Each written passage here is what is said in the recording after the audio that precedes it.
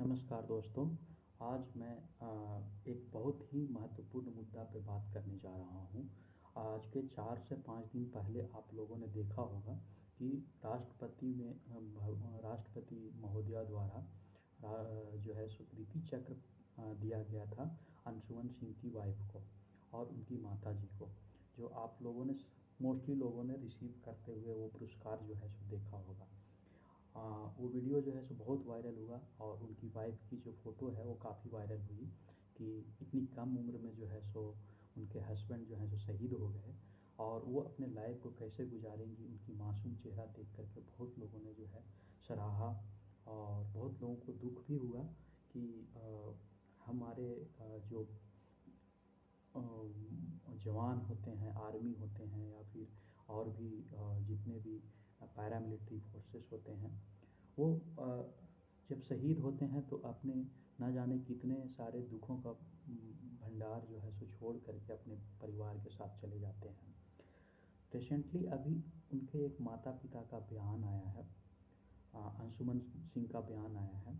जिसमें बताया गया है कि कैसे उनके बहू जो हैं, अंशुमन सिंह की जो वाइफ हुई, वो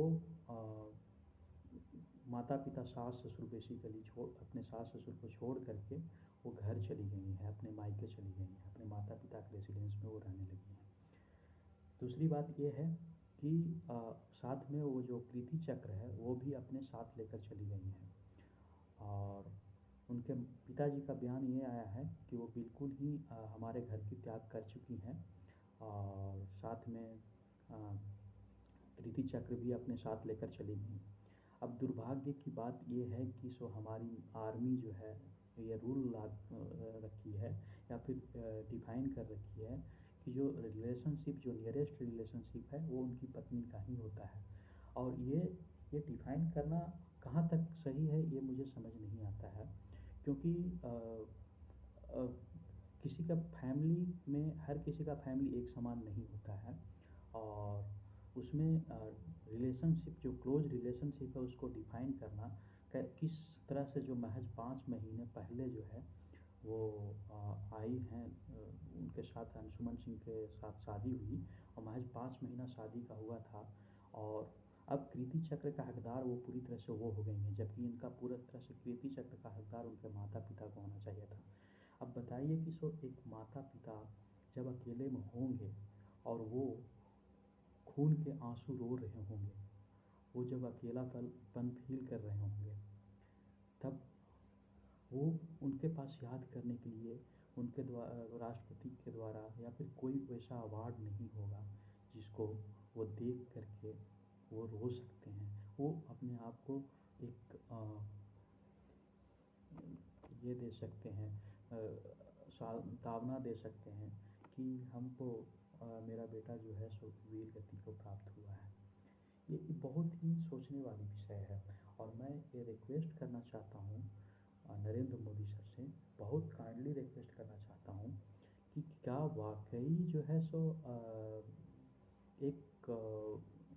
रिलेशनशिप जो होता है क्लोज, वो माता पिता से बढ़ कर के पत्नी का होता है, और जबकि अभी माता पिता उनके जिंदा थे।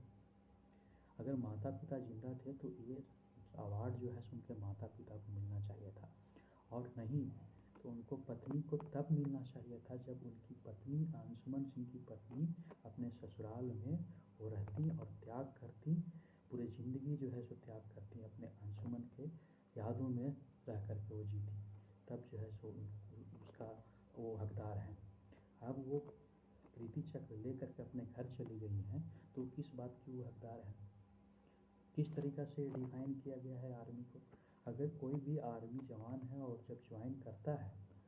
तो उस आर्मी जवान से उसी समय डिफाइन करके पूछना चाहिए, या फिर समय समय के साथ उस पर जो है सो चेंजेस लाना चाहिए। जब वो आर्मी जो ज्वाइन करता है उस समय वो अनमैरिड रहता है, उसके बाद वो मैरिड होता है, तो उससे उस समय डिफाइन करके उससे पूछना चाहिए। जब वो अनमैरिड से मैरिड में चेंज होता है तो क्या वाकई वो अपनी पत्नी को देना चाहता है, वो हकदार बनाना चाहता है कि नहीं बनाना चाहता है अभी? क्योंकि पत्नी हो जाने का मतलब ये नहीं है कि वो सारे चीज़ का वो हकदार हो गई, क्योंकि वो 5 महीने उनके साथ रही। एक प्यार हो सकता है अंशुमन के साथ, एक लगाव हो सकता है, लेकिन एक माता पिता का प्यार से बढ़ के उनका प्यार हो गया। मैं नरेंद्र मोदी जी को मैं रिक्वेस्ट करता हूँ, मैं राष्ट्रपति महोदया को रिक्वेस्ट करता हूँ कि इस रिलेशनशिप को चेंज करने की ज़रूरत है। जो रिलेशनशिप डिफाइन होती है आर्मी बुक्स में, आर्मी सर्विस बुक में, उसको डिफाइन करने की ज़रूरत है, रीडिफाइन करने की ज़रूरत है। कैसे आर्मी बुक हो या फिर पारा मिलिट्री फोर्स है या फिर कोई भी जो पुलिस डिपार्टमेंट हुआ या फिर कोई भी फोर्स हुआ, उन सब में जो है सो ये रीडिफाइन करने की ज़रूरत है कि एक आदमी जो काम कर रहा है वही बता सकता है कि मेरे शहीद होने के बाद मेरे लिए जो भी अवार्ड मिलता है या फिर मेरे लिए जो भी धन मिलता है सरकार के द्वारा या फिर जॉब मिलता है, उसका हकदार कौन होगा। ये डिफाइन करना उस आदमी के द्वारा ही किया जाना ज़्यादा ज़रूरी है, क्योंकि वो व्यक्ति तो चला जाता है। अब ये कैसे डिफाइन करिएगा कि कौन किसके करीब था। उसकी बीवी बोल रही कि हम बहुत करीब थे, उसके माता पिता बोल रहे हैं कि वो छोड़ करके चली गई है हमारे घर को। अब उसके माता पिता घर को उसकी बीवी जो है सो बहू जो है सो छोड़ करके चली गई हैं और वो माता पिता अकेले हो गए हैं। अब वो अपने बेटे का याद में वो एक जो अवार्ड मिला है उसको भी देख नहीं सकते हैं, क्योंकि वो अवार्ड तो किसी और के घर में चला गया है। ये सोचिए, बहुत गंभीर सवाल है, बहुत ही गंभीर सवाल है कि ये कैसे डिफाइन कर रही है यार। हम मासूम चेहरा देख करके तो हमें लगा कि बहुत वो त्याग कर रही हैं, बलिदान कर रही हैं, लेकिन अब तो वो मायके चली गई हैं, तो आप क्या त्याग कर रही हैं। आप अंशुमन के लिए पूरी ज़िंदगी जो है सो अकेले गुजार सकती हैं। आपको तो प्रॉपर भत्ता मिल रहा था, आपको योग्यता के अनुसार नौकरी मिलता, तो आप क्यों नहीं त्याग करी और बलिदान दी। अगर त्याग नहीं करी तो आपको जो है सो आप उस कीर्ति चक्र का हकदार नहीं है। उस कीर्ति चक्र का हकदार जो 9 महीना अपने कोख में माता जी ने पाला था उसे, और एक अच्छा संस्कार दिया, उसको पढ़ाया लिखाया, नौकरी दिलाया, तब जाकर के वो मेजर बने, और उनके माता पिता हकदार हैं रियल में।